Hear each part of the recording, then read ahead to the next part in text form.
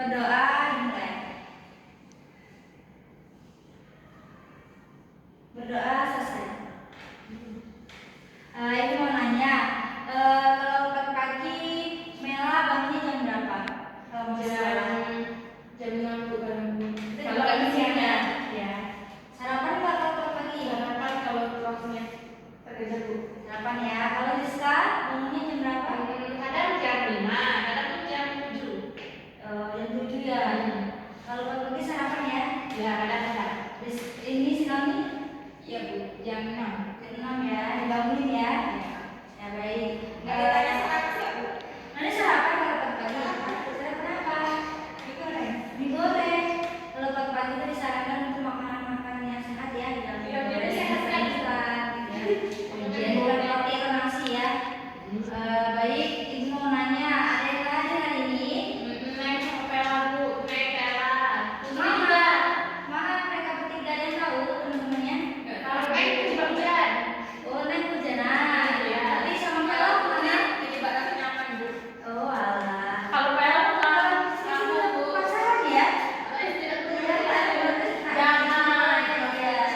Oh iya. Nanti putus langsung Bu, berarti ya. Sebelum Ibu, ada yang tahu nggak kita hari ini mau belajar apa? Enggak Bu, enggak tahu Bu. Tahu, ini juga buku pembawa spidol. Jadi hari ini kita akan belajar memahami permasalahan sosial di lingkungan sekitar. Ada yang tahu permasalahan apa saja yang ada di lingkungan sekitar kita? Apa ya? Seperti apa? Apa ya?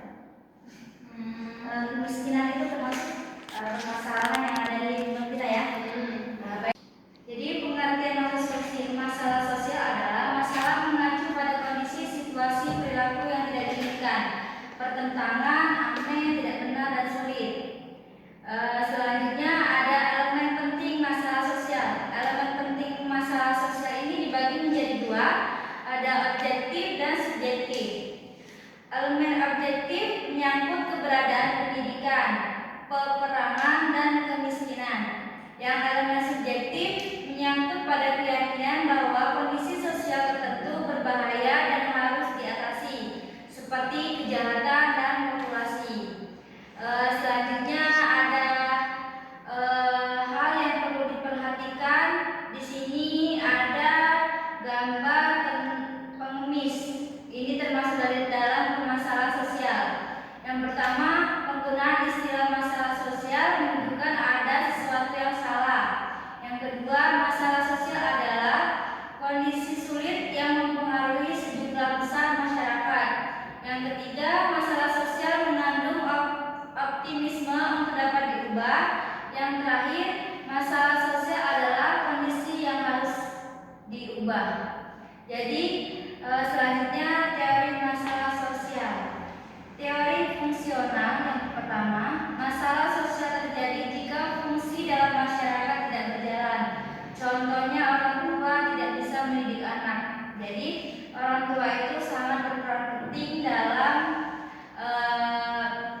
dalam pembelajaran atau dalam suatu perkembangan anak ya. Jika nanti orang tua itu tidak mengikuti proses perkembangan anak tersebut, maka berdampak pada peserta didik atau anak tersebut akan terpengaruh atau mereka akan melakukan hal-hal yang merugikan diri dia sendiri ya. Jadi sebagai orang tua kita harus melihat atau harus menyaksikan perkembangan anak tersebut. Yang selanjutnya patologi sosial. Masalah sosial adalah penyakit dalam tubuh masyarakat, contohnya kemiskinan dan kriminalitas. Di sini ada yang namanya kemiskinan. Ada yang tahu gambar kemiskinan dan kriminalitas? Apa Bu? Kemiskinan dan kriminalitas. Kalian tahu? Kalau itu sama itu. Coba berdiri Rizka. Coba tahu mana yang kriminalitas dan mana kemiskinan? ini kriminal karena dia penjamret itu kemiskinan. Ya, benar. Tepuk tangan untuk kita. Jadi kriminalitas dan kemiskinan itu termasuk dalam permasalahan sosial ya, yang ada di masyarakat kita di Indonesia ya. Jadi yang selanjutnya disorganisasi sosial.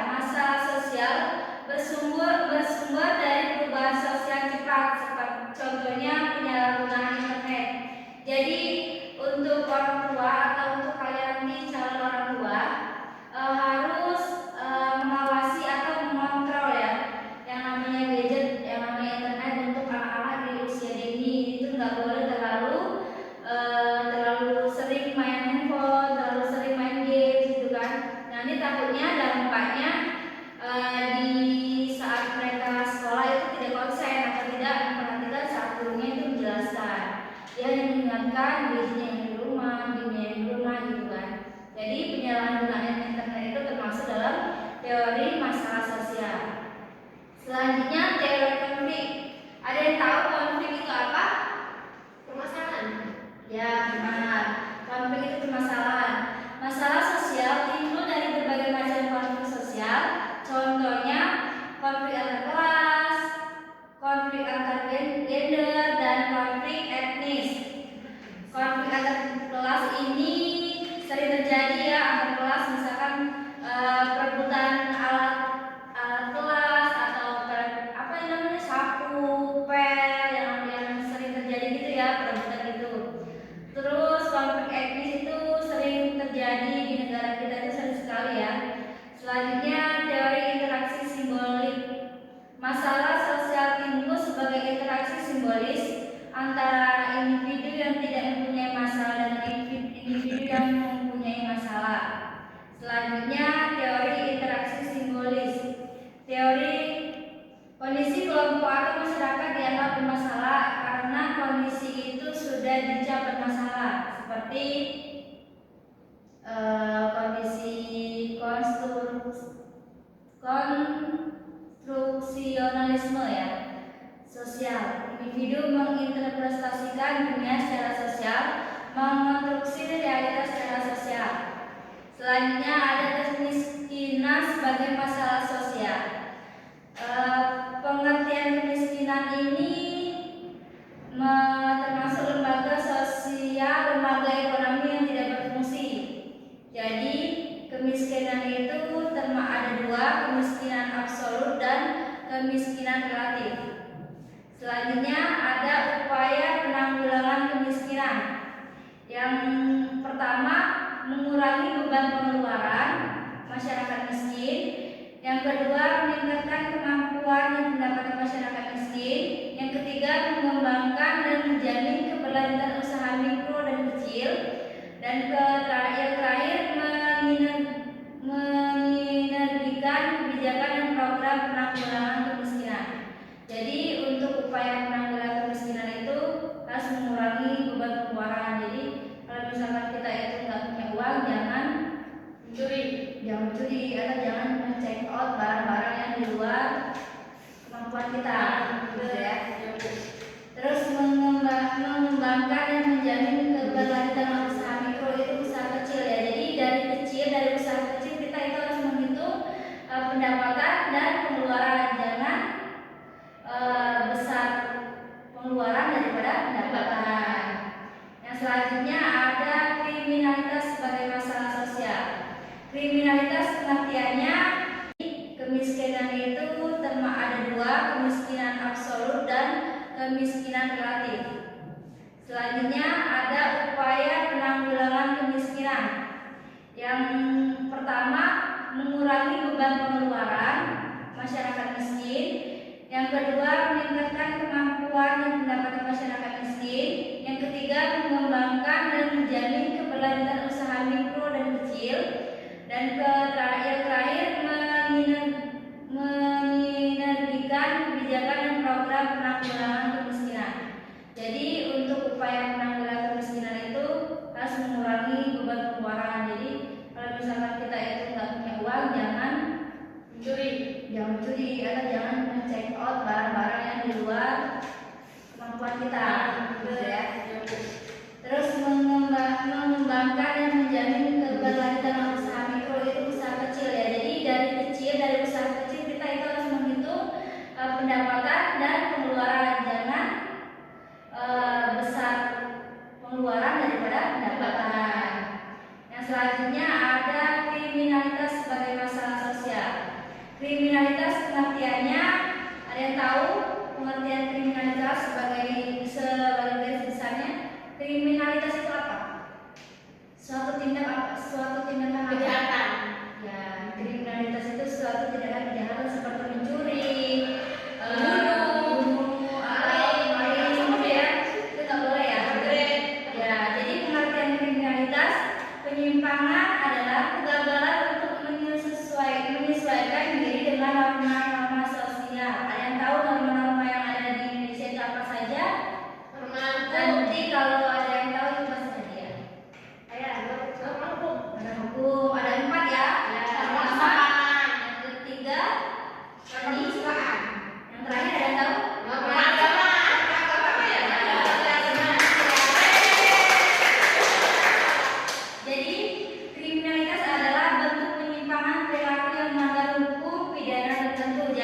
melanggar kriminalitas itu akan mendapatkan apa? Hukuman. Hukuman atau sanksi ya. Ya. Jadi kejahatan dilakukan oleh orang-orang dari status sosial yang tinggi, contohnya korupsi. Jadi korupsi itu tidak boleh ya, atau kita mencuri uang hak milik orang lain ya. Itu namanya korupsi. Faktor pendorongnya itu terjadi perubahan sosial, ekonomi, dan politik. Yang kedua, pemerintah lemah dan korupsi. Yang ketiga, masalah penduduk dan kesulitan ekonomi. Yang keempat, pengembangan mental yang keliru, dan yang terakhir, kurangnya teladan dan orang yang dituakan. Yang selanjutnya ada kesenjangan sebagai masalah sosial. Pengertian kesenjangan sosial adalah kesenjangan berarti tidak seimbang, tidak simetris atau berbeda. Jadi tidak balance ya, tidak sama. Jadi tipe-tipe kesenjangan sosial. Yang pertama, kesenjangan sosial ekonomi menyangkut kemiskinan dan kesejahteraan dan stratifikasi sosial yang mencakup kesenjangan politik, budaya yang berkaitan dengan isu-isu kewarganegaraan, pemerintah dan keadilan sosial. Yang kedua, ada kesenjangan klasik mencakup perbedaan kelas, status, kekayaan dan prestise yang dimensiasi gender, pendapat dan pendidikan. Yang terakhir, kesenjangan baru. Kesenjangan baru itu mengikuti kesadaran yang lebih besar akan kompleksitas global yang meningkat dan adanya berbagai rentang pilihan yang lebih besar seperti pola konsumsi, gaya hidup dan dinamika. Ada yang tahu nggak di sini gambar kesenjangan sosial dan kenakalan remaja? Kalau ada yang tahu, boleh berdiri dan ke depan ya. Kesenjangan sosial dan kenakalan remaja. Ya baik, Mami. Ini Bu. Ini apa? Kenakalan remaja. Ya, yang ini kesenjangan sosial. ya. Yeay. Silakan dulu nih. Jadi ada kesenjangan sosial, kenakalan remaja, kemiskinan dan kriminalitas itu termasuk dalam permasalahan Sosial. ya, permasalahan sosial yang ada di lingkungan sekitar.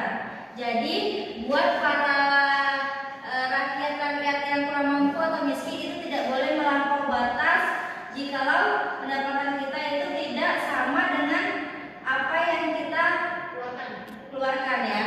Nah, yang selanjutnya ada kriminalitas. Kriminalitas itu tidak boleh mencuri, mencopet, apa lagi? Tidak boleh melakukan aksi-aksi kejahatan ya. Itu termasuk kriminalitas. Ya, yang ketiga ada kenakalan remaja. Kenakalan remaja ini tidak boleh dilakukan saat kita melakukan perkelahian di kelas, di sekolahan, tawuran gitu ya, nggak boleh. Yang ini kesenjangan sosial tidak boleh dilakukan di pengembangan masyarakat yang minim akan kebutuhan pangan, sandang, papan ya. Ya, kedua. Ayo dulu ya. Baik, itulah tadi materi dari Ibu.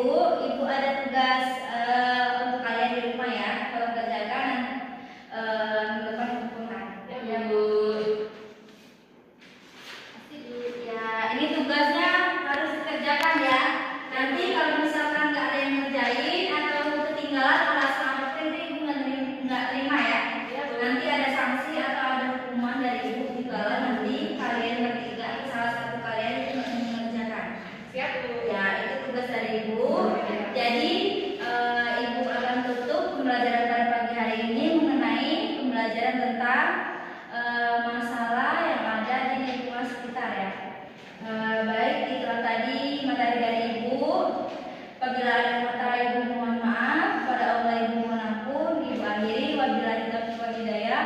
Wassalamualaikum warahmatullahi wabarakatuh. Waalaikumsalam.